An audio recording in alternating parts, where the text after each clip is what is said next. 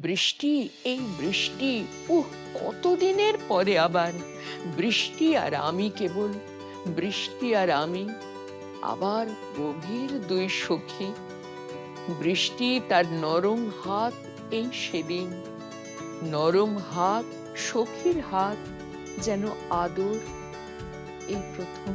পঙ্ক্তির পরম্পরা, তার ভেতর দিয়ে নাটকীয় ভাবের প্রকাশ, এই সমস্ত বিজয়লক্ষ্মী এত বিস্ময়কর ভাবে করেছে যে এটি একটি ওর অভিনয় জীবনের মাইল ফলক হয়ে রইল। এটা বলেছিলেন শঙ্খ ঘোষাল। আমাদের দলেরও একজন বসে বসে চুপ করে দেখলেন পুরো নাটকটা, পরে বললেন যে এই নাটকটা করবার সময় আপনার উপর কিছু একটা ভর করে বোধহয়। 18 দিন লিখেছিল লিখতে, 18 দিন বা 16 দিন আমি লিখেছি। লেখালেখি আমি যদি নাটক হতে পারে আমি কোনোদিন কল্পনা করি। মফস্বলের নাটকটা কেমন ছিল যদি একটু বলেন আমাদের। আমার মনের যে ভূখণ্ড তৈরি হয়েছে সেটা তৈরি হয়েছে নাটক থেকে। এই মেয়ে চুপ, কাঁদার কি এত আছে? আমি কারো গোলাম নই, নই দাসী বাঁধি। কেউ বলতে পারবে আমি ছাদে গিয়ে কাঁদি? এইভাবে বৌমাটির দিন গুজরান, একই ছাদ, একই খাট, একই অসম্মান। প্রতিবাদ করে জানে নেই কোনো ফল, না আছে যাওয়ার জায়গা, না আছে সম্বল।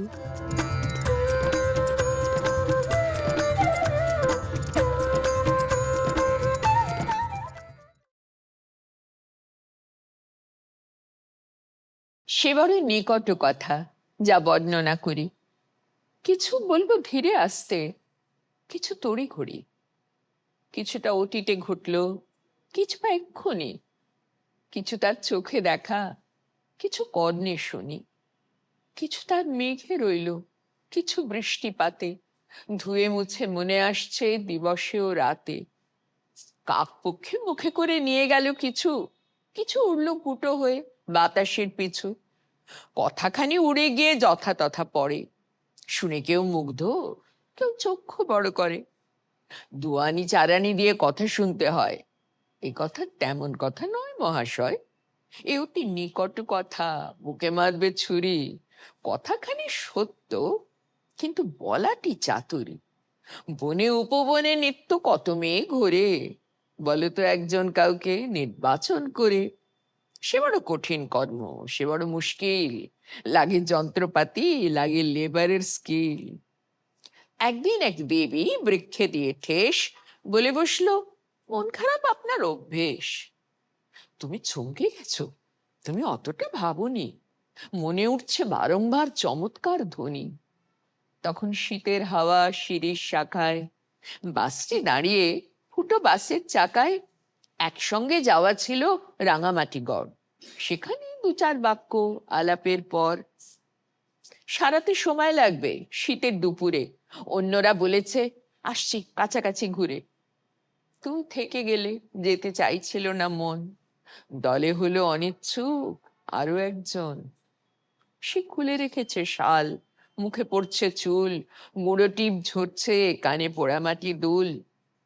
গলায় চিকচিকে হাত, সালবার কামিজ, মুঠো ভর্তি বুক। আহ, থামো বেতমিজ। এইভাবে আমরা শুরু এই অসাধারণ কাব্য উপন্যাসটি, যারা বৃষ্টিতে ভিজেছিল। আর আমাদের আজকে প্রচন্ড আনন্দে আর ভালো লাগার দিন। আকাশে বেশ ভালো মেঘ, এবং শুধু টিপ টিপ করে বৃষ্টিটাই হচ্ছে না জয়দা। আমরা খুব কৃতজ্ঞ, ওয়ান থিয়েটার খুব কৃতজ্ঞ যে আপনারা দুজন আমাদের সময় দিয়েছেন। মানে খুব খুব বলছি যে আমাদের খুব আনন্দের দিন, কারণ আমরা যারা বৃষ্টিতে ভিজেছিল ওটা শ্যুট করতে পেরেছি, স্ট্রিমিং হচ্ছে এখন, এবং আমরা পেয়েছি কবিকে, আমরা পেয়েছি বিজয়লক্ষ্মীদিকে। আজকে আমাদের আড্ডার বিষয় যারা বৃষ্টিতে ভিজেছিল। জয়দা, 1995 সাল, কলেজের থার্ড ইয়ার। তখন তো এত পুজোতে বেড়াতে যাওয়ার চল ছিল না। আমরা পুজোতে তখন পাড়াতে কাটাতাম, আর পুজো সংখ্যা কেনা হতো বেশ থরে থরে। জামা কাপড় হয়তো দু একটা হতো, আর তার সাথে থাকতো পুজো সংখ্যার একটা চলয়। যারা বৃষ্টিতে ভিজেছিল পুজো সংখ্যায় প্রকাশিত হলো। হ্যাঁ, তার দেখে দেশ, হ্যাঁ, এবং তার আগে কিন্তু আরো দুটো উপন্যাস আমরা পড়ে ফেলেছি। হুম। এবার সেই পুজোটা আমরা পুরো মেতে থাকলাম যারা বৃষ্টিতে ভিজেছিল, এবং আমাদের যেন সবটা পুরো ভিজিয়ে দিয়ে গেল একটা মেঘ। কি করে সম্ভব হয়েছিল? কাব্য উপন্যাস এরকম ভাবে উপন্যাস থেকে প্রথমে কবিতা, কবিতা থেকে উপন্যাস, পুজো সংখ্যায় লিখছেন, তারপরে যারা বৃষ্টিতে ভিজেছে। আমার কবিতা লিখতেই ইচ্ছে করতো বেশি।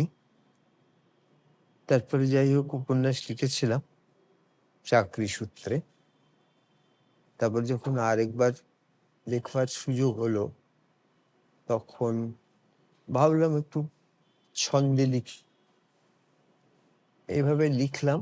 তা আপনি আমাকে বললেন যে ৯৫ সালটা পুরো পুজোটা আপনারা সব তরুণরা আহ, ওই যারা বৃষ্টিতে ভিজেছিল পড়ে ওটা নিয়ে মেতেছিলেন। আর আমার কাছে এসে পৌঁছচ্ছিল কেবল উল্টো খবর বা উল্টো কথাই পৌঁছচ্ছিল, সাধারণত সাহিত্যিকদের কথাই পৌঁছচ্ছিল, কবি সাহিত্যিকদের কথা, যে ওটা একটা খুবই খারাপ লেখা এবং এটা কেন ওখানে প্রকাশিত হয়েছে, এবং আমি মরমে মরে যাচ্ছিলাম। আজকে এই ৩১ বছর পর আপনার কাছে এটা শুনলাম, এটা একটা নতুন জিনিস হলো। আরেকটা নতুন জিনিস হলো, এটা হচ্ছে যে এই যে নাটকটি, এটা আমি অন্তত ১০ বার দেখেছি বিভিন্ন কারণে, রিহার্সালের পর্যায় থেকে দেখেছি। আজকে বিজয়লক্ষ্মী দিন এমন কতগুলো অংশ পড়লেন, এবার আমি তো ভুলে গেছিলাম। আমার তো ৩১ বছর আগে লেখা, আমি তো আর নিজে পড়িনি, ভুলে গেছি। দিদি যে সেটা পড়লেন, ওই পড়াটা আমার জীবনে একটা পুরস্কার হয়ে রইল। এক্ষুনি পড়লেন, মানে ওটা আমার আগে কখনো আমি ওইটা শুনিনি ওর মুখে। মানে এই দুটো নতুন জিনিস এই মাত্র ঘটলো। মানে এটা এটা কি হয় না যে একটা অনেক দিনের পরের পুরনো লেখার কাছে ফিরে গিয়ে সেটা শুনলে আরো অনেক কিছু মনে পড়ে? না, আমার তো উল্টো হয়। আমার যেটা উল্টো হয় সেটা হলো যে আমি খুব ত্রুটি আবিষ্কার করি এবং সেগুলি ত্রুটি দেখতে পাই কোথাও কিন্তু। কিন্তু ওর পাঠক্রিয়া এমন যে আমি না ওর পাঠে মজে গেলাম, যে প্রথমত আমার নিজে লিখেছি লাইনগুলো বিশ্বাসই হচ্ছিল না। আর দ্বিতীয় কথা হচ্ছে যে উনি যেভাবে, ওইটা আমি ওর কাছে কোনোদিন শুনিনি। আমি রিহার্সাল দেখেছিলাম, এই অংশটা উনি কোনোদিন না, পড়েন। সত্যি এই অংশটা হয়নি তো এভাবে, মানে আমরা নাটকে তো আমাদের সময়ের জন্য সংক্ষেপ করতেই হয়েছিল। এই যে কথাখানি সত্য কিন্তু বলাটি চাতুরী এ পর্যন্ত ছিল, তারপরে এগুলো আর পরে ছিল যে না। তো কি অংশটা পড়লেন, আমি মানে মানে মুগ্ধ হয়ে গেলাম। কি বলবো দিদি, এইটা আমাদের একটা প্রাপ্তি, খুব বড় প্রাপ্তি, ওই জন্য শেষে বললাম। আর এইটা হলো একটা বিস্ময়, যে যখন আমার কানে কেবলই এসে পৌঁছেছে যে লেখাটা কিছু হয়নি, এই ধরনের লেখা এতটাই সমালোচিত হয়েছিল? খুবই। আর আমি তো কিছু বলতে এখন আমি তাও একটু একটু আধটু বলতে পারি, আর মানে কাউকে থামিয়ে দিতে পারি বা সেখান থেকে চলে যেতে পারি। তখন আমাকে দাঁড়িয়ে দাঁড়িয়ে শুনতে হতো। সহযাত্রী কবি যারা, সমসাময়িক কবি বা ঠিক তারপরে যারা লিখতে এসছেন তারা, বা অগ্রজ, এদের সবারই নিন্দে মন্দই শুনছিলাম। কিন্তু অভ্যস্ত। আমি আবারও বলছি খুব জোর দিয়ে, আমি মানে অভ্যস্ত। আমি আবারও বলছি আপনি খুব জোর দিয়ে, সেই সময় আমরা যারা ওই বয়সটায় ছিলাম, এবং তারও বেশ কয়েক বছর পরেও যখন আমরা এখন যখন এইটা নিয়ে আমরা যখন ঠিক করছিলাম যারা বৃষ্টিতে ভিজেছিল নাটকটা আমরা এখানে ওয়ান থিয়েটারে শুট করব, দিদি রাজি হয়ে গেলেন, আপনি রাজি হয়ে গেলেন, এবং তখন আমি এবং সুকুমার, আমাদের বয়সের ডিফারেন্স ২-৩ বছরের ইয়েতে, সুকুমারও বললো যে সেও সেই আপনারা সময় অনেক পড়েছে আর কি। ছেলে মানুষ আমার থেকে, তখন যদি থার্ড ইয়ারে পড়েন, আমার তখন ৪২ বছর বয়স। হ্যাঁ, মানে ওই সময়টা কিন্তু আমাদের কাছে প্রচন্ড, এবং আমার মনে আছে ১৯৯৬ সালে যাদবপুরে ভর্তি হলাম ফিল্ম নিয়ে পড়বো বলে। আমার সমস্ত, আমরা তো মধ্যে জেন্ডার ভাগ করি না, যে বন্ধু মানে আমরা ছেলে মেয়ে উভয়কেই বোঝাচ্ছি, এবং সেখানে আমরা যদি বলতে হয় বান্ধবীরা, তখন সবে না কলকাতায় শুরু হয়েছে যে টি শার্টের ওপর কবিতার লাইন লেখা থাকবে। ও তা আমার এক বান্ধবী ছিলেন, তিনি এরকম ভাবে লিখে আসতেন যে যারা বৃষ্টিতে ভিজেছেন। আর এখানে কিছুই 96 জানতাম সাল আর না। কি। আমি কিছুই জানি না, কিন্তু আমি শুধু ওই আক্রমণটুকুই পেয়েছি আর কি। হ্যাঁ, যার না যেটা সত্যি ভাগ্যে তখন থাকে। না তখন বারবার শুনেছে। এটা মানে অভিনয় শুরু হয়ে যাবার পরেও বারবার শুনেছি যে স্ক্রিপ্টটায় কিছু নেই। এটা কি? হ্যাঁ, কাব্যের বাহার আছে, কিন্তু কি? এই নানান রকম কথা শুনেছি। সেই সময় খুব আশ্চর্যজনকভাবে আমি কে, সামান্য লোক, সাগরময় ঘোষ আমাকে বারবার আমি ফোন করতাম ওনাকে। উনি আমাকে বারবার বলেছেন, শোনো, ভেঙে পড়ো না কিন্তু। নিন্দে কাকে না সইতে হয়। রবীন্দ্রনাথকেও সইতে হয়েছিল। এবং সাগরময় ঘোষ এতটা আগ্রহী ছিলেন, একবার গিরিশ মঞ্চের শো উনি গেছেন দেখতে। খেয়াল ছিল না যে সিঁড়ি উঠতে হবে। সিঁড়ির ধাপে বসে আছেন নিচে, ভীষণ মন খারাপ যে ওইটা উঠে উনি দেখতে পারবেন না। পরে একাডেমিতে একটা শো দেখেছিলেন। গৌরকিশোর ঘোষ তখন, গৌড়া দেখেছিলেন? হ্যাঁ, আচ্ছা। তখন গৌরদার বেশ বেশ খারাপ অবস্থা, কথা আর বলেন না। কিন্তু সেই অবস্থায় উনি দেখতে এসেছিলেন একাডেমিতে এবং নীরব, নিস্তব্ধ, কিছু বলেননি। কিন্তু গ্রিন রুমে এসে দেখা করলেন গৌরদা। তো সেইগুলো আমার খুব মনে পড়ে। এবং ওটা অনেক বড় প্রাপ্তি হয়ে গেল আর কি। অনেক অনেক বড় বড় প্রাপ্তি, কিন্তু অনেক বড় ছোট ছোট প্রাপ্তি। ছোট ছোট এই যে প্রাপ্তিগুলো আর কি, সেটা আমার কাছে মনে হয় যে অনেক অনেক বড় আর কি। অনেকখানি, যে এই অনেক যে বড়। যে এই যে পুরো ইউনিটটা আপনাদের দেখে একটা প্রাণ পাচ্ছে, এবং আপনারা আসবেন শুনে আমাদের খুব ভালো লাগছিল যে এইটাও কিন্তু কোনো একটা টেক্সটকে ঘিরে, সেখান থেকে কোনো একটা নাটককে ঘিরে, এবং সেটা এতদিন পরেও আর কি। যদি এটা কি কোনো ব্যক্তিগত জার্নি ছিল? আপনি কি জাদুকর ম্যানড্রেক পড়তেন? হ্যাঁ। জাদুকর ম্যানড্রেকে একেবারে শেষ যখন হয়ে যেত, তখন ওই প্রতি সপ্তাহে বেরোতো তো। তা ম্যানড্রেকের যে বাগদত্তা নারদা আর ওর যে বন্ধু লোথার, এই দুজন তো ছিল। তাই ম্যানড্রেক যখন সমস্ত কিছু খুব সুন্দরভাবে অপরাধীদের পর্যুদস্ত করে তারপর সবকিছু স্বাভাবিক হচ্ছে, তখন তার তলায় লেখা থাকতো পরের রবিবার নতুন গল্প। তার আগে নারদা একটা কথা জিজ্ঞেস করত, কি করে করলে? তখন ম্যানড্রেকের উত্তর ছিল, জাদুকররা কখনো বলে না। কিন্তু তবু আর কি, এই যে একটা শহরে আসা, অনেকটা ট্রেন জার্নি করার পরে আবার একটা চাকরি, অনেক দিন ধরে কবিতার সঙ্গে থাকা, এতদিন পরে টেক্সটটাকে ফিরে দেখতে গেলে কি মনে হয়? 18 দিন লিখেছিল লিখতে, 18 দিন বা 16 দিন, দিনে রাতে লিখেছিলাম, এইটুকুই মনে হয়। আচ্ছা। তা ওখানে ওই যে একজন লোক ব্যাঙ গিলে ফেলছে, মাছ গিলে ফেলছে, আবার সেটাকে বমি করে বার করে দিচ্ছে এবং তারপর পয়সা চাইছে, এসব ঘটনা চোখে দেখা ঘটনা।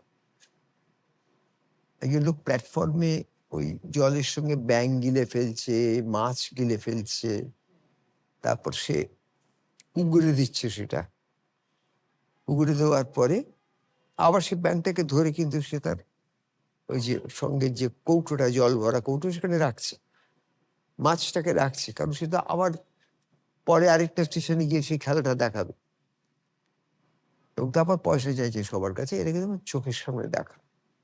আর এইটার সঙ্গে আবার একটা অসুস্থতা তখন ছিল, সেটার নাম হচ্ছে, এটা যখন দেখেছিলাম, বৃষ্টিতে ভেজেছিল লেখার সময় দেখিনি, তার 15 বছর আগে দেখেছিলাম, তখন হেপাটাইটিস বি বলে একটা অসুখ হয়েছিল। তখন তার ভ্যাকসিন বেরোয়নি, সেটা কেবলই বমি হতো, যা খেতাম বমি হয়ে যেত। এই দুটোর সঙ্গে একটা সংযোগ তৈরি হয়, তারপরে ওই জিনিসটা লিখি আর কি। আমাকে সবাই বলেছিল যে জয়দা অসাধারণভাবে একটা অন্য উত্তর দেবে এবং পাশ কাটিয়ে যাবে। তবু আর কি। দিদি, কেন মনে হয়েছে যে যারা বৃষ্টিতে ভিজেছিল এটা করবেন এবং কিভাবে সেটা হলো? এটার পেছনে একটা ছোট্ট গল্প আছে। হুম, তখন তার আগে আমি একটু আধটু মঞ্চে কাজ করেছিলাম। হুম, সেই মুহূর্তে কিছু করছিলাম না, 97 সাল। তো তখন আহ, আমরা একদিন নন্দনের অফিস ঘরে বসে কথা বলছিলাম।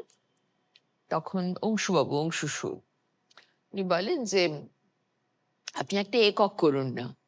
আমি তো তৎক্ষণাৎ উড়িয়ে দিলাম যে আমি করব একক, সেটা লোকে দেখবে, ও কি হয় নাকি। কিন্তু আমার সঙ্গে ছিলেন সুব্রত পাল, মানে আমার এই অভিনয় জীবনের মেন্টর, এখন বেঁচে নেই। তো সুব্রতদা কথাটা শুনলেন এবং উনি কিন্তু কাজে লেগে পড়লেন তৎক্ষণাৎ।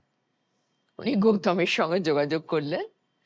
গৌতম আমাকে উম, বলল যে যারা বৃষ্টিতে ভিজেছিল আপনি পড়েছেন? তা আমি বললাম যে না, সত্যি আমি তো মিস করে গেছি, আমি তো 95 সালে ছিল আমার কাছে শারদীয় দেশ, কিন্তু পড়িনি তো।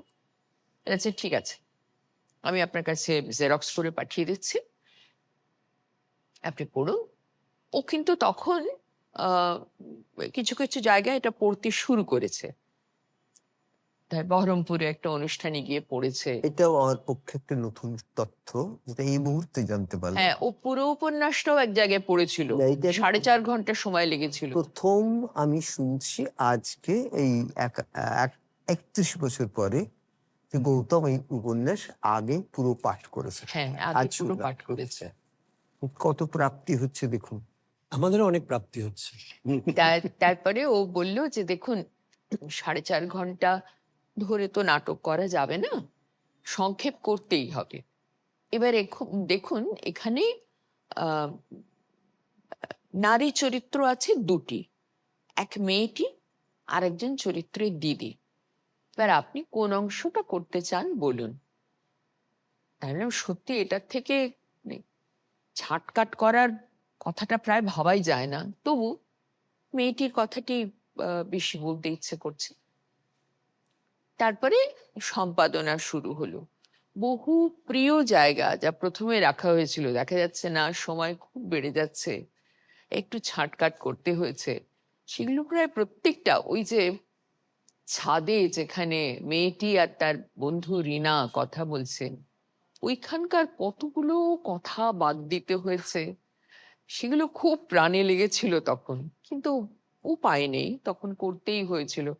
একটা সময়ের মধ্যে না বাঁধতে পারলে তো হয়তো দর্শকের আগ্রহ কমে যাবে বা কিছু। আমাদের মোটামুটি যে সময়টা দাঁড়িয়েছিল তাতে একটা 10 মিনিটের বিরতি দেওয়া হতো মাঝখানে। তারপরেও ওই 1 ঘন্টা 55 মিনিট এরকম লাগতো। শিপ্রা ঘোষ তোর তোর বরের রক্ষিতা। কি বলছিস? ঠিক জানিস? 100 ভাগ।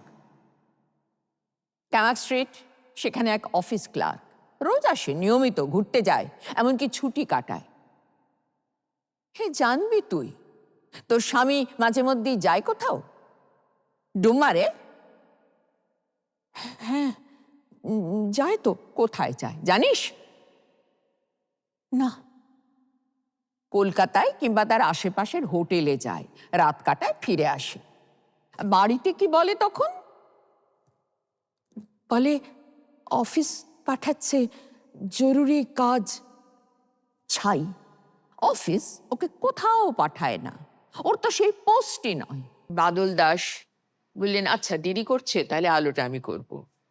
দেবাশিস মজুমদারকে বলা হলো মঞ্চের ভাবনাটা করতে। এরকম ভাবে কি সব সুন্দর এই পরপর। হ্যাঁ, সুতোগুলো দিয়ে দিয়ে যে বৃষ্টির যে মোটিভটা তৈরি করা, এটা কি সুন্দর। এবং বাড়ির ওই যে খিলানের যে জায়গাটা আর কি, হ্যাঁ, খুবই সুন্দর। এবং মনে হয় গৌতম হালদার বড়, যিনি মিউজিক উনি করেছিলেন, মিউজিক মিউজিক করেছিলেন। হ্যাঁ, করেছিলেন। হুম। তো মানে সকলকেই প্রায় সহজেই এবং তাদের নিজেদের আগ্রহী পাওয়া গেল। চট করে একটা তৈরি আর হয়ে গেল। কবিও রাজি হয়ে গেছিলেন। কবিও রাজি। তখনও কবিকে আমরা শুরু করিনি, আচ্ছা। কবির সঙ্গে কথা বলতে শুরু করিনি, সেটা আরেকটু দাঁড়ানোর পর বলেছি যে করছি একটা, কি করছি সেটা তো অন্তত একটু দেখাতে হবে। তারপরে তখন আমাদের হাতে কোনো নাটকের দল নেই। তো গান্ধার এই নাট্যগোষ্ঠীটা তখন ওরা কিছু করছিলেন না, ওদের বলতে ওরা বললেন হ্যাঁ, একটা ৩রা জুন গান্ধারের জন্মদিন ছিল, তখনই কর্নফিল্ড রোডে একটা কর্পোরেশন স্কুলের তেতলার একটা ঘরে ওদের রিহার্সাল হতো, সেখানে ছাতে বসে এটা পড়া শুরু হলো। ওরা বললেন যে এই এটা শুভারম্ভ। তো তারপরে আস্তে আস্তে কাজটা শুরু হলো। আহ, প্রথম অভিনয় হয়েছিল আমার এখনো মনে আছে 25শে অক্টোবর একাডেমিতে 1997। তো প্রথম শোটা হয়তো অনেকের কৌতূহল ছিল বলে, আগ্রহ কতটা ছিল জানি না, কৌতূহল ছিল বলে ওই শোটা হাউসফুল ছিল। এবং নানান রকম সমালোচনা, ভালো মন্দ সবই। আহ, উম, মন্দটাই একটু বেশি হচ্ছিল প্রথম দিকে। মানে কি কি রিয়াকশন ছিল, মানে কি ধরনের রিয়াক্ট পেতেন আপনি? একটা হচ্ছে আমার তো চেহারা ভারী, তো সেটা একটা ছিল যে ও কি নড়াচড়া করছে, ঠিক লাগছে না। মানে একদিকে এটা নাটকটা, একদিকে অভিনয় এবং প্রযোজনা, এইসব নিয়ে সবটা নিয়েই কারোর কারোর মনে হয়েছিল যে সবটাই ঠিক নয়, আর কারোর মনে হয়েছে আংশিকভাবে ঠিক আংশিকভাবে ঠিক নয়, এরকম। তো আহ, আমার সত্যি আমি হতোদ্যম হয়ে পড়বারই কথা, কিন্তু ওই যে সুব্রতদা ছিলেন, সুব্রতদা বললেন না, ওটা চালিয়ে যেতে হবে। যদি 50টা লোক আসে দেখতে তাহলেও কিচ্ছু ক্ষতি নেই, নাটকটা চলবে। এবং সত্যি সেই ওনার জেদের ফলে এতদিন ধরে, 29 বছর। হ্যাঁ, এখন আর তো নিয়মিত করা হয় না। কিন্তু তাও তো নাটকটা চলছে, ওই সেটটা তো এখনো আছে। হ্যাঁ, সেটা হ্যাঁ, এখনো আছে। এবং ওই যে আমি আমি ওই যে যিনি আহ, আলো নিয়ন্ত্রণ করছিলেন তার কথা তো জানতে পারলাম, তিনিও বহুদিন ধরে ওইটা হ্যাঁ, করছেন আর কি। হ্যাঁ। হ্যাঁ, এখন তিনি নিজে আর আসেন না, হুম। তার একজন করেন। হুম। তো এইরকম এই কিছুদিন আগেও একটা মহিলাদের সংস্থা, তারা বললেন যে ওইটা যদি করো তা রোটারি সদনের তো মঞ্চটা খুব ছোট, ফলে আমি বলেছিলাম যে সেটটা নিয়ে করব না, সেট ছাড়া যতটা করা যায় তাই করব। তো তাতেও ওরা ভীষণ খুশি, ভীষণই খুশি, ভীষণ আপ্লুত। এমনকি আমাদের দলেরও একজন বসে বসে চুপ করে দেখলেন পুরো নাটকটা, দেখে পরে বললেন যে এই নাটকটা করবার সময় আপনার উপর কিছু একটা ভর করে বোধহয়। আমার সেটা খুব মজা লাগলো এই মে মাসে। আচ্ছা। না, সেটা আমরাও যখন প্রথম দেখি একাডেমিতে তখনও সেটা মনে হয়েছিল, যখন আমরা এতদিন পর আবার শুট করলাম সেটা আবার আমার মনে হলো আর কি। সেটা আমাদের সবারই, প্রায় যারা আমরা ওখানে ছিলাম তাদের সবারই মনে হয়েছে দিদি। এটা আমাদের কাছে অনেক বড় পাওয়া। জয়দা, ধরুন যে যেই সব শেয়ালেরা যারা বৃষ্টিতে ভিজেছিল, লেখার আগে কোথাও তো একটা সুপ্ত কিছু বীজ থাকে যেখান থেকে মনে হয় যে এই লেখাটা তৈরি হবে বা এই লেখাটা আসবে কাছে। সেইটা একজন লেখকের ক্ষেত্রে আপনার কাছে কিভাবে আসে, কিভাবে ধরা? 3টে পয়েন্ট আমি বলবো। 2টো পয়েন্ট আপনি আগে প্রশ্ন করেছিলেন এবং আপনি শেষকালে আমাকে বলেছেন যে আমি সরে গেছি। তাই আমি যে পুরোটা সরে যাইনি সেটা একটা বলবো। দিদি একটা কথা বলেছেন সমালোচনার বিষয়, সেখানে একটা কথা বলবো, বলে একদম শেষে আমার আপনার প্রশ্নটা উত্তরে আসে। সংক্ষিপ্ত হবে, আপনার উত্তরটা সংক্ষিপ্ত হবে। প্রথমত আপনি যে আমাকে তখন বললেন যে সবাই বলেছেন যে জয়দা এড়িয়ে যাবেন। আমি কিন্তু এই ধরনের পডকাস্ট বা কিছুতে একেবারে সর্বান্তঃকরণে সত্য কথা বলি। সেটা অনেকের, যেহেতু মানুষ ওখানে একটু সাজিয়ে গুছিয়ে কথা বলে, সাধারণত বিশেষত যারা আমাদের মতন, আমরা কি সুশীল সমাজ বা বুদ্ধিজীবী এরকম ধরুন, তো আমার এই এই পরিচয় আমার। একটু সাজিয়ে গুছিয়ে মানে কথা বলি। আমি কিন্তু সর্বান্তঃকরণে সত্য বলি। সেখানে একটা কথা বলি যে দিদির প্রসঙ্গে এবং গৌতম হালদারের প্রসঙ্গে একটা কথা বলতে হবে। নাটকটার মধ্যে একটি কবির চরিত্র ছিল কেন্দ্রে। তার প্রণয়ে জড়িত হওয়া এবং যে প্রণয় মর্মান্তিক ভাবে ভেঙে যাওয়ার প্রসঙ্গ ছিল। মানে নাটক নয়, আমি লিখেছি লেখালেখি, আমি যদি নাটক হতে পারে আমি কোনোদিন কল্পনা করিনি। তারপরে আমাকে খবর দিলেন সুব্রত পাল এবং একটা ট্যাক্সি করে নিয়ে গেলেন রিহার্সাল দেখাতে।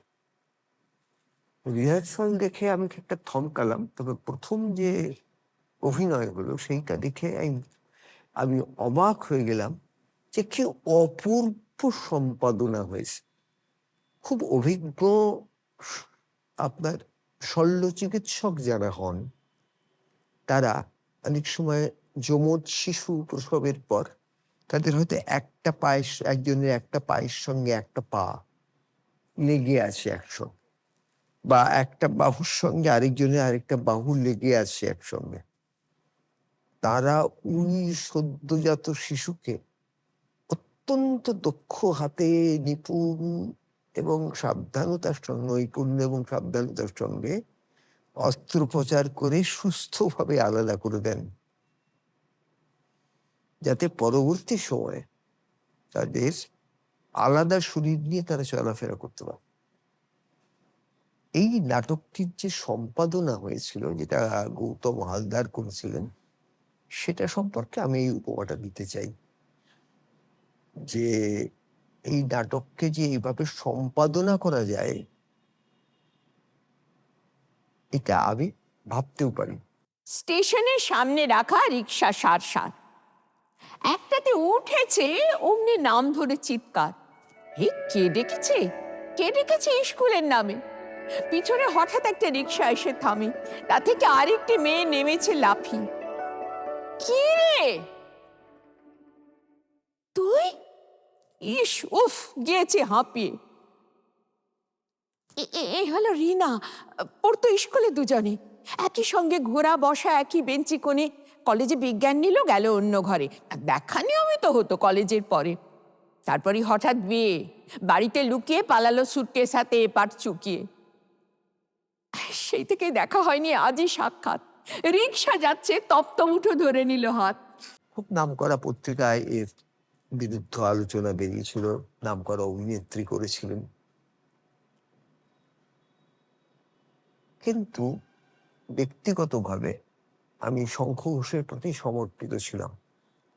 এমনি আমি তার কাছে নানা কারণে যেতাম। যদিও আমার সত্যিকারের, যদিও সাহিত্য গুরুমুখী বিদ্যা নয়, নৃত্য, সঙ্গীত, নাট্য এগুলো গুরুমুখী বিদ্যা, তো সাহিত্য গুরুমুখী বিদ্যা। কিন্তু তাকে আমি গুরু বলেই মানতাম। থিয়েটারটা উনিও দেখতে গিয়েছিলেন একদিন, আমি সেদিকে যাই। পরে যখন ওর সঙ্গে আমার দেখা হয়েছে তখন উনি আমাকে বললেন, তুমি বিজয়লক্ষ্মীর নাটক অভিনয়টা দেখেছো? আমি ভাই দেখেছি। সাধারণত লোকে কি হয়, মানুষ কি হয়, তাকে জিজ্ঞেস করতে, লোকে জিজ্ঞেস করে তোমার কেমন লেগেছে বা আপনার কেমন লেগেছে, সেটা শুনে তিনি উত্তর দেন। শঙ্খ ঘোষ এই প্রকৃতির ছিলেন না। উনি আমায় বললেন, আমি স্তম্ভিত হয়ে গেছি। বিস্ময়কর অভিনয়, বিশেষত ছন্দবোধ এবং কোনখানে জ্যোতিচিহ্ন ব্যবহার করতে হবে, তার সঙ্গে ভাব কিভাবে প্রকাশ করতে হবে, এই সবটা বিজয়লক্ষ্মী যেভাবে প্রকাশ করেছে তা আমি কোনো বাচিক শিল্পে জড়িত কারোর মধ্যে কখনো দেখিনি। এটা একটা সত্যি মাইল ফলকের মতো প্রয়োজনা হয়ে রইল বিজয়লক্ষ্মীর অভিনয় জীবনে। এ কথা শঙ্খ ঘোষ আমাকে ব্যক্তিগতভাবে একটি ঘরে বসে পড়েছিলেন। আজকে যখন দিদি বলছেন যে অনেক, সেটা আমি যথারীতি আমার রচিত একটা জিনিস নিয়ে কাজ হচ্ছে, সে সম্বন্ধে আমি কাউকে বলবো না, তাই তখন এতদিন বলিনি। শঙ্খ ঘোষ আজ চলে গেছেন 5 বছর হলো, এই নাটকও হয়ে গেল 29 বছর অভিনীত হচ্ছে। তখন কিন্তু শঙ্খ ঘোষ এই কথাটা বলেছিলেন ওর সম্পর্কে, কি এ তো ছন্দে লেখা এবং বিভিন্ন চ্যাপ্টার বিভিন্ন ছন্দে লেখা।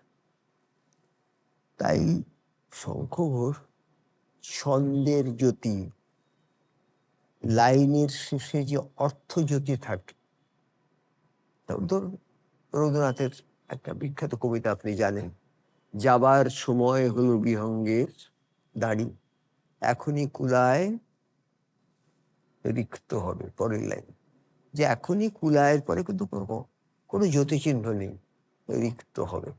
ওই কুলায়টা রবীন্দ্রনাথ ছাড়লেন কেন প্রান্তিকে? ছাড়লেন এই কারণে, ওটা একটা সাসপেন্স, যে এখনই কুলায়, এই পর্যন্ত ভেবে আমরা ভাবি যে কি হবে, পরের লাইন বলছে রিক্ত হবে, মানে বিহঙ্গ তো উনি নিজে।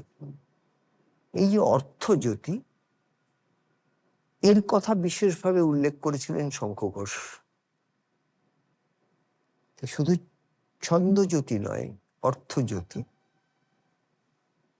পংক্তির পরম্পরা, তার ভেতর দিয়ে নাটকীয় ভাবের প্রকাশ, এই সমস্ত বিজয়লক্ষ্মী এত বিস্ময়কর ভাবে করেছে যে এটি একটি ওর অভিনয় জীবনের মাইল ফলক হয়ে রইল। এটা বলেছিলেন শঙ্খ ঘোষ, আমার এটা বলার দরকার। কন্যা স্তব্ধ, তারও দেহে বৃষ্টি গেছে ভেসে। কি হলো? রিনার প্রশ্ন। কন্যা বলে, সে।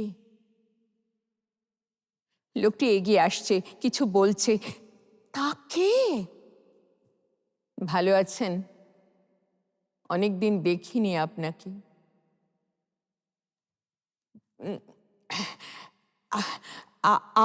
আপনি ভালো? বহু কষ্টে বলে বিধিমতো। কি চুল ছিল মাথায়, উঠে গেছে কত। লোকটি বলে, একরকম।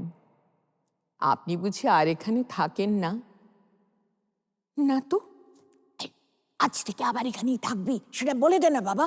দিদি যে অংশটুকু, মানে সম্পাদিত যে অংশটুকু অভিনীত হয়েছে, যে অংশটুকু অভিনীত হয়নি সেটা আলাদা কথা। আজ জানতে পারলাম যে গৌতম হালদার পূর্ণ রচনাটি পাঠ করেছিলেন। যে অংশটুকু, সেটি আমি যার সঙ্গে এই 34 বছর জীবন কাটাচ্ছি, কাবেরী আমার স্ত্রী, যাকে এই বই উৎসর্গ করা, তার জীবন কাহিনী, সেইটাকে মানে নির্দেশক এবং অভিনেত্রী দুজনে মিলে কি করে ওর মধ্যে থেকে ওইভাবে ডিসেক্ট করে শল্য চিকিৎসকের মতো বার করে নিয়েছিলেন।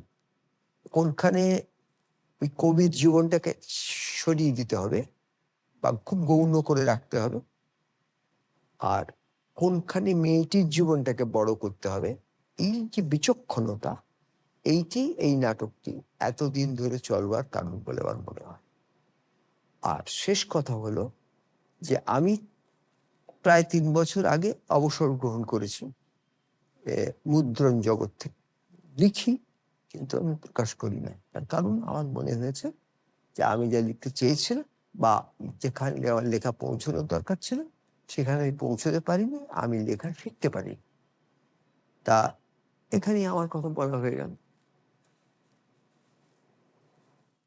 আচ্ছা, আমি একটা স্বীকার করি যে গৌতম যে সম্পাদনা করেছিলেন এবং যে অনুযায়ী বেশ কয়েক বছর ধরে অভিনয় হয়েছিল, 15 বছর বাদে, মানে যখন 2012, মাঝখানে ওরা হচ্ছিল না, আর তখন আবার অনেকেই বলতে শুরু করেন যে ওটা হোক, এবং একটা এরকম নাটকের ফেস্টিভ্যাল ছিল, তাতে এটা করতে বলা হয়। তখন আমার মনে হচ্ছিল যে আমি আর বোধহয় পুরোটা পারবো না। তখন ভেবে ভেবে আমি আরেকটু সংক্ষেপ করি, মানে এখন এই যে এখানে ওয়ান থিয়েটারের জন্য যেটা করলাম সেটা কিন্তু ওই পুনরায় সংক্ষেপিত, মানে এখন ওই রকম ঘন্টা দেড়েক মতন সময় লাগে। উম, আগেও যখন করেছি, কখনো কখনো করেছি যাতে হয়তো ইন্টারভাল ছাড়া পুরোটা একসঙ্গে করতে হয়েছে, তাতেও দেখা গেছে যে ওই আম, 1 ঘন্টা 45 মিনিট মতন লাগে। সেটা এখন আরো 15 মিনিট মতন কমানো হয়েছে। মানে যখন প্রথম প্রস্তাবটা আসে জয়দা, যে এইটার একটা নাট্যরূপ হচ্ছে আর কি, সেই সময় কি একটু সংশয় ছিল যে এটা কি সম্ভব বা এটা কি করা যায়, মানে সেটা কি আহ, হ্যাঁ, আহ, সেটা সে- আমাকে জয় বলেছিলেন যে ওর হ্যাঁ। সংশয় ছিল যে কি হুম করবে ওরা। হুম হুম হুম হুম। হ্যাঁ, কিন্তু আমার তো মানে এই যে আমাদের শরীরে ধরুন কয়েক ট্রিলিয়ন কোষ আছে। আপনি 6-7 বছর আগে যাচ্ছিলেন, 6-7 বছর পরে আপনি কিন্তু সেটা নেই। 1 নম্বর তার মানসিক পরিবর্তন হয়েছে, আমারও হয়েছে, সবারই হয়। সবার হয় না, কেউ কেউ স্ট্যাগনেন্সিতে এসে যান আর নড়েন না মানসিকভাবে। তাদের মনে হয় তাদের সব জানা হয়ে গেছে। আবার কারুর কারুর মনে হয় যে আমার তো বাকি রইল অনেক জানি। কিন্তু শারীরিকভাবে এটা হয়, ওই কোষগুলি কিন্তু 7 বছর পরে সবই মারা যায় এবং নতুন কোষ সেখানে জন্ম নেয়। তেমনি আমি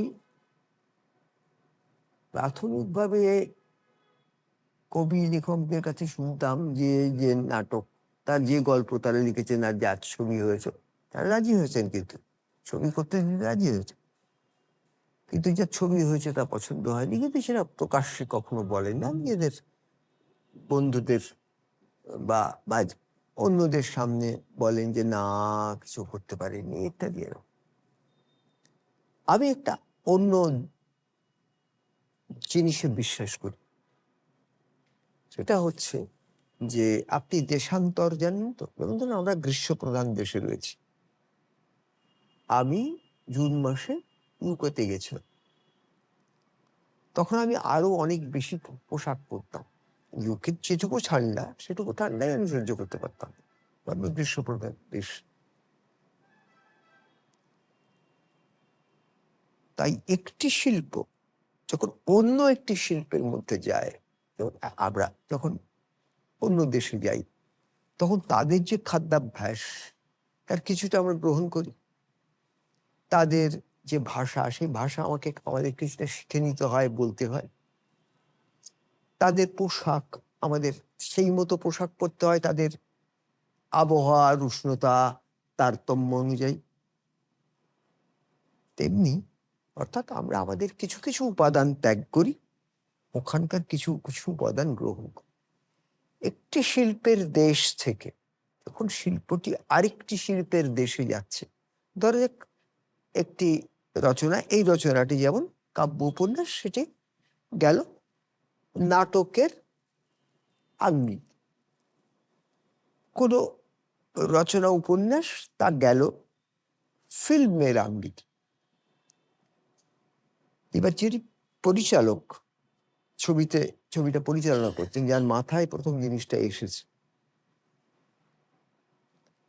যিনি নাটক, এই পুরো এই লেখা থেকে কখনো নাটক হতে পারে তো ভাবিনি, আমি সম্ভব না। ভাবিনি। তখন তিনি যা চিন্তা করছেন, তিনি একজন শিল্পী হিসেবে চিন্তা করছেন, এবং যিনি যেটাকে রূপ দিচ্ছেন তিনিও আরেকটা শিল্পের দিক থেকে চিন্তা করছেন না, দুজনে আরেকটা শিল্প। অর্থাৎ এই রচনাটিরই একটি দেশান্তর হচ্ছে। তখন দেশান্তর হচ্ছে, তখন যেমন খাদ্যাভ্যাস বদলায়, পোশাক বদলায়, আবহাওয়ার যে তারতম্য হয় তাপমাত্রার, সেইটা বদলায়, তার সঙ্গে মানুষকে মানিয়ে নিতে হয়। সে তার কিছু উপাদান ত্যাগ করে, ওখান থেকে কিছু উপাদান নেয়। তাই এই শিল্প তার কিছু উপাদান ত্যাগ করবে, ওই শিল্পে, যে শিল্পে সে যাচ্ছে, তার কিছু উপাদান নেবে। এর মধ্যে কোনো কাঁটা তার নেই। কাঁটা তার হচ্ছে আমাদের ইগো। ইগো আমরা বলবো আমি যা লিখেছি অবিকল তাই হতে হবে, কিন্তু আমার লেখাটা তো বইয়ের মধ্যে রয়েছে, আমার লেখাটা তো কেউ ছাপা পড়তে পারে। তাহলে আরেকজন যদি সেটা থেকে আরেকটা শিল্প করেন, তাহলে সেই শিল্পীর প্রতি যদি আমার রেসপেক্ট থাকে, তাহলে আমি তার শিল্পটা দেখব। আমার ইগোটা, আমি এটা লিখেছি, আমারটা ওটা ওরকম হলো কেন, এটা ভাববো না। তাই এই যে অ্যাডাপ্টেশন বলুন বা এই যে বদলে যাওয়া বলুন, এটা একটা দেশান্তর। মানে তাহলে মানুষ যদি একটাই পাড়ায় থাকে, ধরুন আপনি ধরুন শ্রীকলোনিতে থাকেন, আপনি সারা জীবন শ্রীকলোনি থেকে বেরোলেন না, কিন্তু আপনি যদি শ্রীকলোনি থেকে বেরিয়ে ধরুন উত্তর কলকাতা আসুন, তাহলে আপনি আরেকটা পৃথিবী দেখতে পাবেন, তাই না? তেমনি একটা শিল্প যখন একটা শিল্প থেকে বেরিয়ে আরেকটা শিল্পের মধ্যে প্রবেশ করে, তখন নারী পুরুষের মিলনে যখন সন্তান তৈরি হয়, সেটা তৃতীয় জিনিস তৈরি হয়।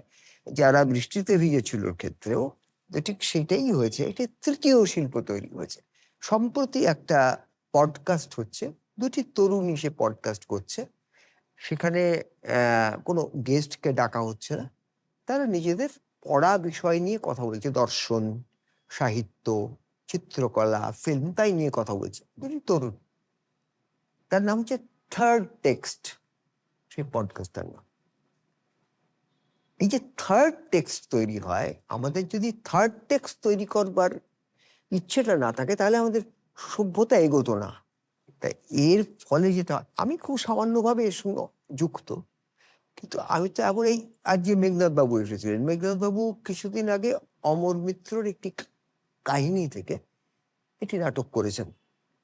সেই নাটক দেখতে গিয়ে আমি স্তম্ভিত হয়েছি, এতই চমৎকার তার দৃশ্য, এবং মানে এই উপন্যাসটি আমার পড়া এবং নাটকটাও আমার দেখা। তা এইভাবে এই দুটি শিল্পের দেশান্তরের ফলে একটা থার্ড টেক্সট তৈরি হয়। এই থার্ড টেক্সটের দিকে যেন আমরা নিজেদের ইগোর জন্যে তাকে থার্ড টেক্সটকে সম্মান করতে ভুলে না যাই। আমি পরীক্ষা দেব, তাহলে বাড়ির কাজ করবে কে? ওই সংসারের সব কাজ শেষ করো, তারপর গিয়ে পড়তে বসো। কাজ শেষ হতে সন্ধে, তখন স্বামী এসে যাবে, বলবে এটা কি বই খাতা নিয়ে কি শুরু করেছো? পড়াশুনো করে হাতি ঘোড়া হবে? আগে তো এমন কথা হয়েছিল, আবার পড়বো, চাকরি করব। চাকরি হঠাৎ? আমি কি তোমাকে খাওয়াতে পারাতে পারছি না? আর খাওয়া পড়া নয়, চাকরি তো কাজ, সংসারে কিছু সাশ্রয় হয়। কেউ তো বলেনি এ বাড়িতে এত কাজ পড়ে আছে, তাতে হচ্ছে না। দিদি আমি বলবো যে এটার প্রস্তুতি কিভাবে হলো আর কি, মানে কিভাবে রিহার্সাল, কিভাবে প্রোডাকশন, কিভাবে? না, এটার কৃতিত্ব কিন্তু গৌতমের। গৌতম এমনি খুব নিজেও অসম্ভব পরিশ্রম করে এবং খুব হার্ড টাস্ক মাস্টার। প্রথম প্রথম ও আসতো আমাদের বাড়িতে, এসে করাতো। ওই মাঝখানে যে 7 দিন বা 10 দিন যেটা ছেদ পড়লো, তার মধ্যে তৈরি করে রাখা, এসে আবার সেটা দেখবে। আবার তারপরে আমরা তো রিহার্সালের জায়গাটা পেলাম, সেখানে শুরু হলো।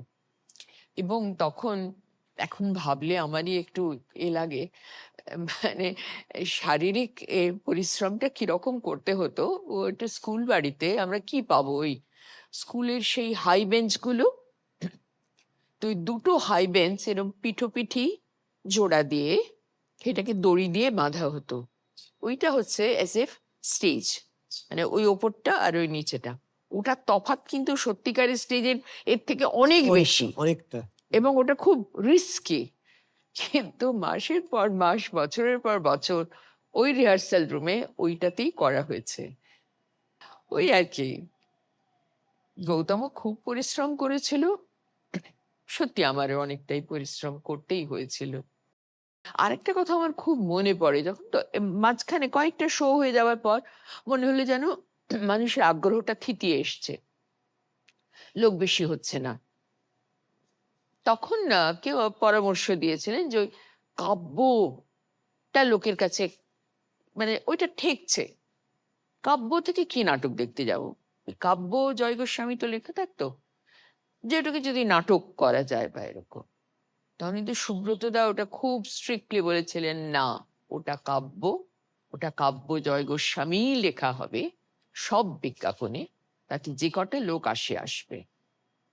ওটা কিন্তু এটা আমার পক্ষে করা অত্যন্ত হয়েছিল। সম্মান।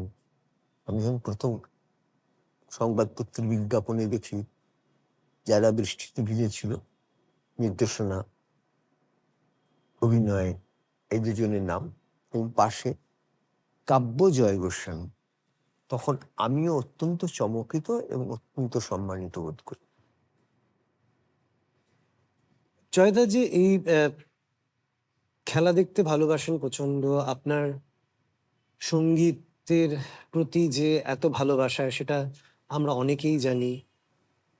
থিয়েটার কিভাবে বা নাটক কিভাবে প্রভাবিত করেছিল, কখনো কি করেছিল, বা নাটক আমার দেখার? মনের জমিটা, মানে মনের যে ভূমি বলছে, যেভাবে একটা দ্বীপের মধ্যে, প্রবাল দ্বীপের মধ্যে আস্তে আস্তে আস্তে একটা দ্বীপ তৈরি হয়, তো ভূখণ্ডের মধ্যে, তারপরে সেখানে একটা পাখি এনে একটা বীজ ফেলে, তারপর সেখানে একটা গাছ হয়, আস্তে আস্তে জঙ্গল হয়, দ্বীপ তৈরি হয়। তা আমার মনের যে ভূখণ্ড তৈরি হয়েছে, সেটা তৈরি হয়েছে নাটক থেকে। ৬৭ থেকে ৬৯, যখন আমার বয়স ১৩ থেকে ১৫, তখন থেকে আমি নাটক দেখতে শুরু করেছি। এই শেষ আমি দেখেছিলাম সিন্ধু সাহস বলে একটা নাটক। সেই নাটকটা শেকভ একটা চরিত্র ছিলেন, আন্তন শেকভ। একটা একজন চরিত্র ছিলেন সেজুতি মুখোপাধ্যায় দলের। একটা চরিত্র ছিলেন স্তানস্লাভস্কি। স্তানস্লাভস্কির যিনি গুরু তানসেনকো, এদের কথা পড়েছি। তবে থিয়েটার সম্পর্কে আগ্রহী, পড়তে ভালোবাসি, দেখতে ভালোবাসি। তাদের আমি সজীবভাবে স্টেজে দেখতে পাচ্ছি। তবে ১১ই মে নাটকটা দেখি।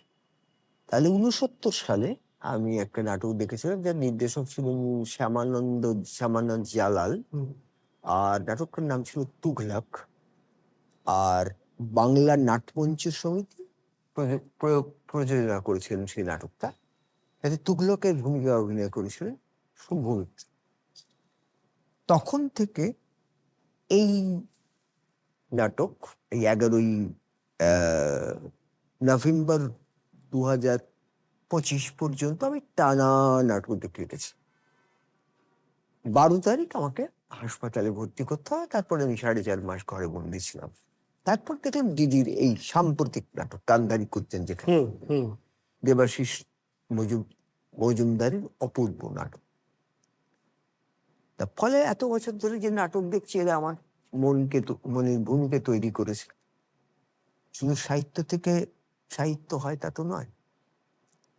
থিয়েটার হলে বসে দেখা এবং সেটা একটা আলাদা ফর্মে বাড়িতে বসে দেখা, এইটার মধ্যে কি খুব ডিফারেন্স থাকে, নাকি এটা একদমই দেখতে ইচ্ছে করে না? আমরা তো খেলাও মাঠে গিয়ে দেখতে পারি না, আমরা বাড়িতে বসে দেখি।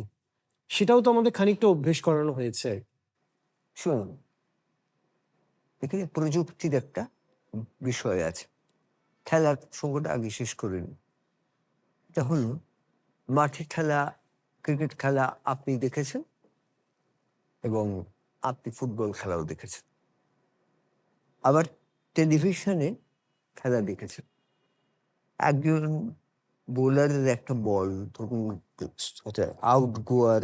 আউটগোয়িং একটা সুইং, কিংবা একজন ব্যাটসম্যান একটা বল শট খেললেন, তারপর খুব কানায় লেগে কিভাবে সেটা ফরওয়ার্ড শট থেকে ক্যাচ যাচ্ছে, সেইটা এখন যেভাবে দেখানো হয়, মাঠে খেলা দেখতাম। আমি 70s মাঠে খেলা দেখেছি, 60s শেষে দেখেছি। তখন তো কিছু বোঝে, খট করে আওয়াজ হলো, আউট হয়ে গেছে, বাড়ি চলে আসছে, ঘরে চলে আসছে। এখন কি হয়, এখন আমরা চোখের সামনে দেখতে পাই যে খুব নিখুঁতভাবে কিভাবে বলটা পিচ নিল, কিভাবে ঘুরলো, কিভাবে খেলা হলো, কিভাবে স্নিক করলো, কিভাবে ক্যাচটা নেওয়া হতো, নিখুঁতভাবে দেখতে পাই। মারাদোনার একটা গোল আছে, অসামান্য গোল। 10টা কোণ থেকে নিয়ে আপনাদের যেখানে বড় টিভি আছে না, এই যেরকম সেরকম তো আমি দেখেছি যে আমার এক বন্ধুর কাছে 10টা কোণ থেকে দেখানো হচ্ছে যে ও কি করে এতগুলো মানুষকে ভেদ করে গোলটা করছেন উনি। তা আমি ক্রিকেট ফুটবলের উদাহরণ দিলাম, এই জিনিসটা কি থিয়েটারের ক্ষেত্রে পাওয়া যাবে? এখন কথা হচ্ছে যে আমার যদি আজকে কাবেরী বলে যে তুমি আমাকে সাউথ সিটিতে বা আরবানায় একটা ফ্ল্যাট কিনে দাও, আমি কি দিতে পারবো? যে কাবেরীও জানে যে আমি পারবো না, চাইবে না, আর আমিও জানি দিতে পারবো না। তুমিও জানো, আমিও জানি সামান্য সম্বল, শঙ্কর ঘোষের কবিতা। তা কিন্তু যেটুকু সম্বল আমাদের আছে, ওই সমাজ খুব সুস্থ হবে, সুন্দর হবে। তারপর কিছু নাটক আছে যেগুলো সেইগুলো নাটকগুলো করা যাবে, বেকেটের নাটক, যেমন পিরান্ডেলোর নাটক করা যাবে। এই মত কোনো কোনো খুব বিখ্যাত বড় শিল্পী পোষণ করতেন। এ বিষয়ে শম্ভু মিত্র দুটো কথা বলেছিলেন। একটা উনি বলেছিলেন কলকাতা বিশ্ববিদ্যালয়ে তখন থিয়েটার করা উনি একদম বন্ধ করে দিয়েছেন। কলকাতা বিশ্ববিদ্যালয়ে উনি 4টে বক্তৃতা দিয়েছিলেন, আমি রানাঘাট থেকে এসে শুনতাম। আরেকটা একটু ব্যঙ্গ করে একটা জায়গায় কোনো সাক্ষাৎকারে বলেছিলেন, যার খিদে পেয়েছে তাকে কি নাটক করে সচেতন করতে হবে যে তার খিদে পেয়েছে, মনে করিয়ে দিতে হবে যে তার খিদে পেয়েছে, এটা বলেছিলেন। তখন একটু তিক্তভাবে বলেছিলেন, আর যুক্তি দিয়ে বলেছিলেন যেটা, এটা ওই পরে এই বক্তৃতাগুলো সংকলিত হয়েছে, এখন রচনাবলীতে পাওয়াও যায়। এটা আমি সামনে থেকে শুনেছি। বলছিলেন যে সমাজ কোনোদিনই এর চাইতে ভালো ছিল না। আপনি একবার ভেবে দেখুন, কেন চৈতন্য আসছেন, কেন যিশু আসছেন, কেন বুদ্ধ আসছেন, কেন এই যে আসছেন এরা ভালোবাসার কথা বলতে তো আসছেন, কেন চৈতন্য আসছেন ভালোবাসার কথা বল, কারণ ভালোবাসার কথা প্রয়োজন হচ্ছে। গ্যালিলিও নাটকে একটা ডায়লগ আছে দুজনের, একটা হচ্ছে যে দুর্ভাগা সেই দেশ যে দেশে কোনো বীর নেই, আর উল্টো দিকের ডায়লগটা হচ্ছে দুর্ভাগা সেই দেশ যে দেশে কেবলই বীরের প্রয়োজন হয়। আচ্ছা, এইবার দুর্ভাগা এই মানব সভ্যতা যেখানে কেবলই শান্তির কথা বলার জন্য কাউকে প্রয়োজন হয়েছে, এবং তাদের বেশিরভাগ ক্ষেত্রেই তাদের হত্যা করা হয়েছে। সে আপনি মার্টিন লুথার কিংকেই বলুন, আপনি মহাত্মা গান্ধীকেই বলুন, আর আপনি যীশু খ্রিস্টকেই বলুন, যারা বলতে চেয়েছেন শান্তির কথা, চৈতন্যের মৃত্যু রহস্যাবৃত বারবার আসতে। তার কারণ কি? সমাজটা কোনোদিন এর চাইতে ভালো ছিল না। এই যুক্তিগুলো অবশ্য সৌম্যমিত্র দেননি। তিনি বলেছেন সমাজ তো কোনোদিনই এর চাইতে ভালো ছিল না, এরকমই ছিল। আমাদের ভালো নাটক যদি করতে হয় তাহলে এর মধ্যেই একটু জায়গাটাকে ঝেড়ে পুষে আমাদের মতো করে করতে হবে। খুব শান্তভাবে বলেছিলেন। তখন ওর ভেতরে যখন কাজ করছেন, তখন প্রত্যেক মুহূর্তে ওই যদি মানুষ কাজ করার সময় শুনে, মানে নেগেটিভ কথা শোনে, তখন তার মনটা একটু তিক্ত হয়ে যেতে পারে। তো আমি যার জন্য সরে এসেছি, আমার মন তিক্ত হয় না, সবসময় আনন্দে থাকি। তাই তখন থেকে ওই জিনিসটা সঙ্গেই নেই আমি, ফলে আমাকে কোনো কিছু স্পর্শ করে না, আমার শুধু সাহিত্যটা আমি পাই। তা আমি রবীন্দ্রসঙ্গীত শিল্পীদেরও দেখেছি যে রবীন্দ্রনাথের গান করছেন, রবীন্দ্রনাথ নিয়ে সারাক্ষণ রবীন্দ্রনাথ, হয় রবীন্দ্রনাথের নাটক, নয়তো নৃত্যনাট্য, নয়তো রবীন্দ্রনাথের গান, এই প্রসঙ্গে কথা বলছেন। কিন্তু তারা কথা বলতে বলতে তাদের ভেতরে নিন্দার স্ফুরণ ঘটছে। তখন আমি কি করি, ওই যেটুকু রবীন্দ্রনাথ বললেন ওইটুকু নিলাম, নিয়ে বাকিটা নিয়ে আমি সরে বাইরে চলে গেলাম। ওটা আর মানুষটা কি বলছে আর আমি শুনছি না, ওটা আমি অফ করে দিতে পারি না। ফোনটা চুপ করে শুনলাম, ফোনটা অফ, মানে আমি আচ্ছা ঠিক আছে। তা আমরা যেটুকু পাচ্ছি, এখানে সৌম্যমিত্রের কথা যখন হলো, তখন থিয়েটারকে কেন পূর্বে ডকুমেন্টেশন থিয়েটারের হয়নি, এর জন্য প্রধান দায়ী করা হয় সৌম্যমিত্রকে।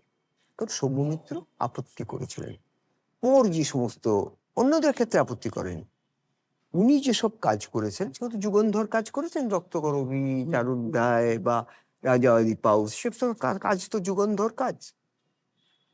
এই কাজগুলিকে ৮০ দশকের দ্বিতীয়ার্ধে বা প্রথমার্ধের শেষে যখন উনি বসে গেছে, তখন এই প্রস্তাব ওর কাছে একাধিক বড় প্রতিষ্ঠান থেকে, সরকারের থেকে গিয়েছিল যে এটাকে আমরা তুলে রাখবো ভবিষ্যতের জন্য। তিনি রাজি হননি। ফলে এটা যে তিনি বাধা দিয়েছিলেন, সৌম্য মিত্র সম্পর্কে তো প্রচুর নিন্দা প্রচারিত আছে। তা আমরা যারা সৌম্য মিত্রের সঙ্গে মিশিনি বা তার খারাপ ব্যবহার কত খারাপ ছিল এই গল্প শুনি, এই গল্প মাত্র শুনেছি, কতটা সেখানে উপস্থিত নেই, সত্য মিথ্যা জানি না। তা আমাদের কাছে যে যুক্তিটা বলে তখন, আজ থেকে প্রায় 40 বছর আগে, প্রযুক্তি যা ছিল তখন ইউটিউব আসেনি, এখনকার যে ডিজিটালাইজ করবার যে ক্ষমতা সেটা আসেনি। তখন ছবি তুলতে হলে একটা বদ্ধ চেহারা নিত। তখন যদি নাটককে ছবির মধ্যে যেভাবে ক্যামেরা দিয়ে ছবি তুলতে হয়, মানে ফিল্ম তুলতে হয়, সেভাবে তুলতে হতো। আজকে আপনারা যেভাবে করছেন, আজকে আমি যে দেবাশিসের যে নাটক দেখলাম, আমি আজকে এই দিদির এটার আমি আগে অন্তত 10 বার দেখেছি, আজকে 11 বার আমি তার নাটকটা দেখলাম। তাতে পুরো স্টেজটা, যেই অভিনেতার উপস্থিতি, তার হস্ত সঞ্চালন, সমস্ত কিছু এমন ভাবে আসছে যেটা নাটকের অন্তত 75 থেকে 80 ভাগকে নিয়ে আসছে। তা আমি 0 ভাব চেয়ে আমার 75 থেকে 80 ভাগ আনা ভালো। আমার একটা যুক্তি হলো, আমাকে একজন বললেন যে আমি আপনার কবিতা স্প্যানিশ ভাষায় অনুবাদ করবো। আমি বললাম যে, বলে আরো বড়দের, তখন সমস্ত বড়রা বেঁচে আছেন, মানে আমাদের অগ্রজ কবিরা বেঁচে আছেন, আমরা তাদেরও কবিতা অনুবাদ। আমি সরাসরি বলি যে স্প্যানিশ কথা তো করি যাক, একই কথা আমি অলোক রঞ্জন দাশগুপ্তকেও বলেছিলাম। উনি আমার কবিতা জার্মান ভাষায় অনুবাদ করতে চেয়েছেন। তখন আমি তাকে কি বলি, অলোকদা, আমি তো জার্মান ভাষা জানি না। বা ওই যুবকটিকে বলি, আমি তো স্পেনীয় ভাষা জানি না। আমি জানি। অলোক রঞ্জন দাশগুপ্ত আমাকে বলেন, আমি জানি। বিশ্বাস করি সেটা। কিন্তু অনুবাদ হবার পর সেই কবিতাটার চেহারা কি দাঁড়ালো তা তুমি বুঝতে পারবো না। তাই আমার কবিতার একটি পঙ্গু নিদর্শনের চাইতে আমার কবিতার বরং কোনো প্রদর্শন না হোক, সেইটা আমার কাছে বেশি কাঙ্ক্ষিত। সৌম্য মিত্র এই জন্যে জিনিসটা চেয়েছিলেন। আমার তো সৌম্য মিত্রের সঙ্গে কোনোভাবে জড়িত না, কিন্তু যদি দূর থেকে তাকিয়ে দেখি পরের জেনারেশন, যারা প্রত্যক্ষ নিয়েছিলেন তাদের থেকে, যাদের নিন্দা প্রচার করবার শক্তি আছে, তারা প্রত্যক্ষদর্শী সাক্ষ্য দিতে পারে।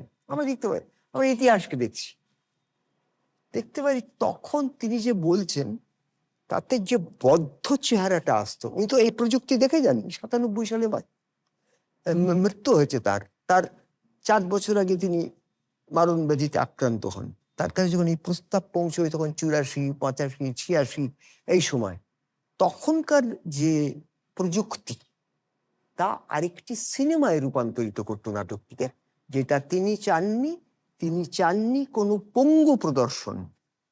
তিনি চেয়েছিলেন হয় তা নিখুঁত ভাবে প্রদর্শিত হবে অথবা হবে না, মাঝখানে এই পঙ্গুত্ব থাকবে না। ফলে ওর যে দার্শনিক দৃষ্টিকোণ তা আমি বুঝতে পারি।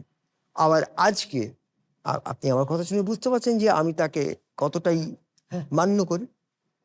আজকে কিন্তু আমি তার কথা বিরোধিতা করতে পারি। তার কারণ কি?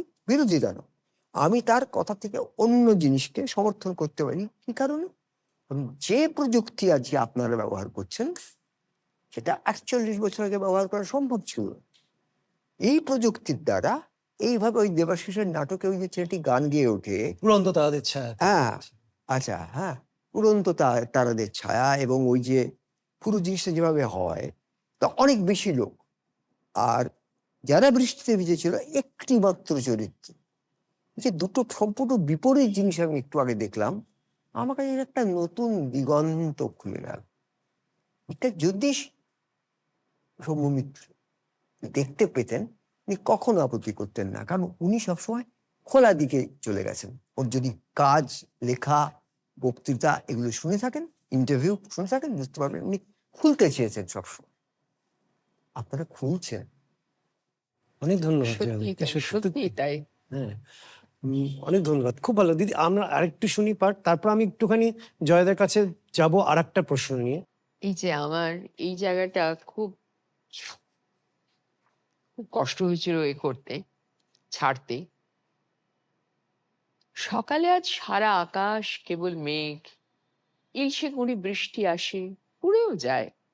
থেকে থেকে ঝোড়ো বাতাস এদিক ওদিক, ঢ্যাঙা মতন ঝাঁকড়া চুল অনেক গাছ মাথা ঝাঁকায়, যেমন রাগী বাচ্চারা খাবার ছুঁড়ে ফেলে। আমি এখন ছাদের ধারে আলসে ধরে একলা বাড়ি বৌমা। বৃষ্টি মুখে লাগছে, গুঁড়ো বৃষ্টি সব ঝাঁপিয়ে এসে পড়ছে যেন আদর কার, নরম হাত কার যেন। কাপড় মেলা তারগুলো ফাঁকাই আজ, ছাদের পর ছাদে কেবল অ্যান্টেনা। দেয়ালগুলো ভিজে, পথের পিচ ভাঙা গর্তে শুধু গত রাতের বৃষ্টি জল।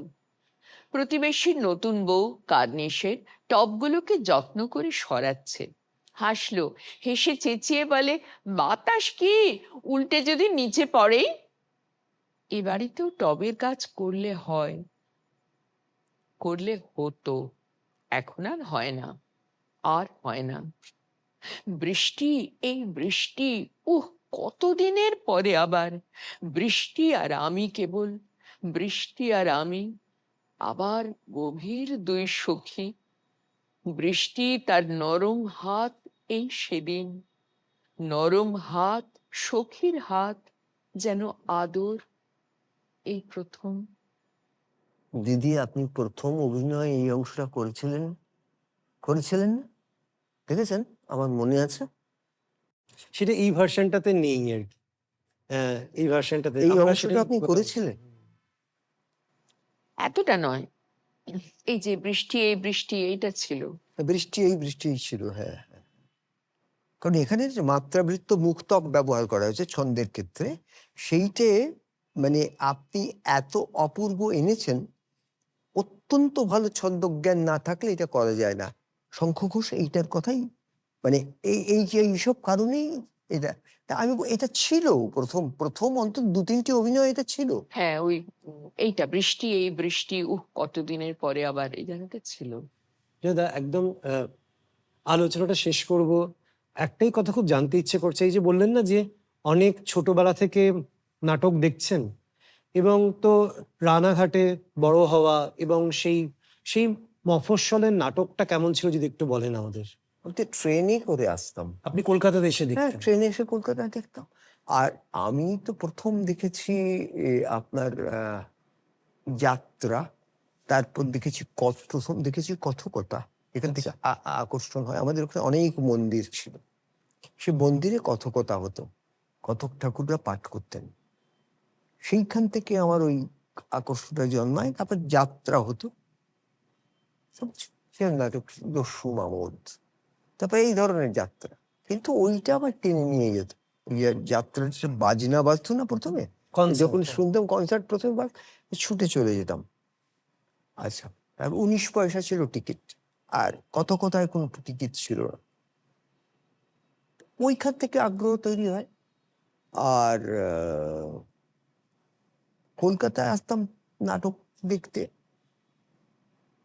আর রঙ্গনা থিয়েটারে তখন করছেন উত্তর কলকাতায় নান্দিকার, একের পর ৩ পয়সার পালা, সেরাফ গান, যখন একা, তারপরে নানা রঙের দিন, তারপরে মঞ্জুরি আমেন মঞ্জুরি, এইসবগুলো সমস্ত হচ্ছে।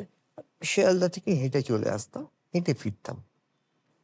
আর একাডেমি অফ ফাইন আর্টসে হচ্ছে আপনার ৭১ সালে একাডেমি অফ ফাইন্স নেন, তার আগে বহুরূপী, তার আগে নিউ এম্পায়ারে হতো, সেখানেও আমি দেখেছি।